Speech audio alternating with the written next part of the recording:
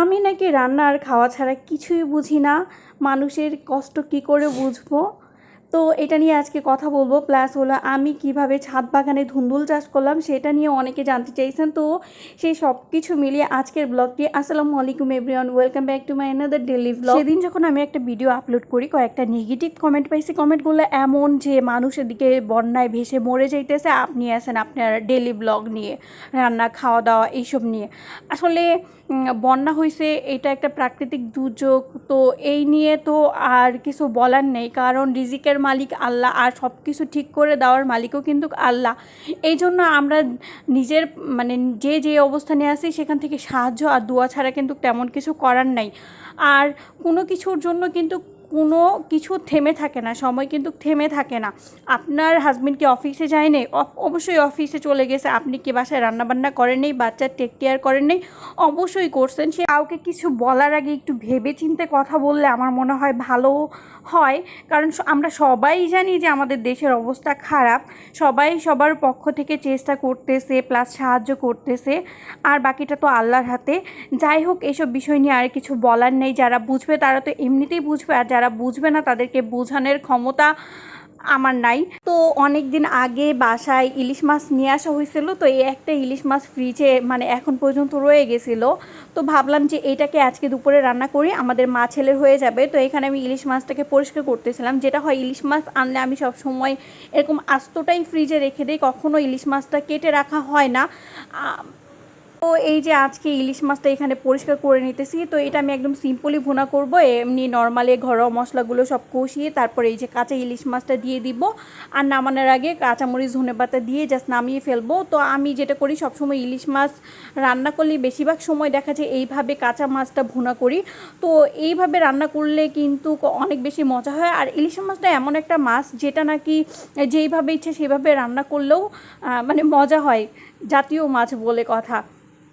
আর এখন যেহেতু ইলিশের মাছ মানে ইলিশ মাছের দামটা একটু তুলনামূলকভাবে কমছে, তেমন কমছে বলা যায় না, তুলনামূলকভাবে কমছে। এখন দেখা যাবে যে আমরা বেশি বেশি ইলিশ মাছ খেতে পারবো।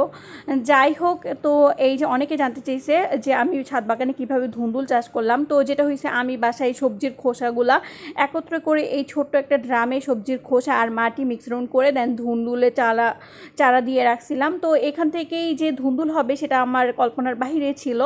আমি জাস্ট দেখতেছিলাম গাছটা গ্রো করতেছে, তো ফল যে আসবে সেটা ভাবি নাই। তো এখন দেখতেছি যে 3-4টার মতো ফলও আসছে। আর প্লাস এখানে আমার পুঁইশাকের চারা ছিল, আর এখানে আমি আরেকটা ধুন্দুলের গাছ লাগাইছি। এটাও মোটামুটি অনেক বড় হয়েছে, আর এটাতেও ফল আসা শুরু করছে। তো এইভাবে আপনারা চেষ্টা করলে আপনারা ছাদ বাগানে খুব ইজিলি যে কোনো সবজি চাষ করতে পারবেন। আসলে চাষাবাদ করা সেরকম কঠিন না, একটু ইচ্ছাশক্তি থাকলেই হয়।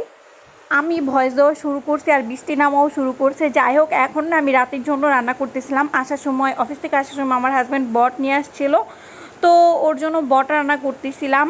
আমি সবগুলো ক্লিন করতে পারি নাই, আসলে বটটা ক্লিন করাই ছিল। তারপরও আমি এটা গরম পানি দিয়ে কয়েকটা বলক তুলে নিয়েছিলাম। তারপর এটা আমি ঠান্ডা করে মানে টুকরো টুকরো করে কেটে নিয়েছিলাম। বটটা আমাদের বাসার সবার বেশি পছন্দর, মাঝে মাঝে রান্না করা হয়। ফুল রেসিপিটা আমি চেষ্টা করব রিলস আকারে দেওয়ার। আর বট যখনই রান্না করি আমি বটের ভিতরে আলু দেই, কারণ আমার হাজব্যান্ড আলু দিয়ে মানে ভাজা ভাজা করে যে বট রান্না করাটা ওইটা খুব বেশি পছন্দ করে। আর আমার বাসায় যেহেতু বাচ্চা আছে, রাহিলও বট না খেলে কী হবে, বটের যে আলুটা ওটা খেতে পছন্দ করে, যার জন্য আলু দেওয়া।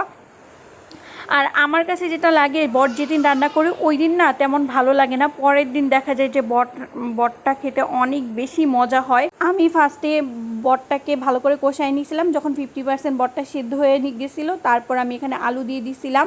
যেহেতু এটা আমি আগেই কিছুক্ষণ সিদ্ধ করে তারপর পিস পিস করে কাটছিলাম, যার জন্য তখনই কিছুটা সিদ্ধ হয়ে গেছিলো। আর এখন যেহেতু আবার কষানোর সময় 50% সিদ্ধ হয়ে গেছিলো, তারপর আলুটা দিয়ে এই যে একবারে ভুনা ভুনা টাইপের করে নামিয়ে ফেলবো।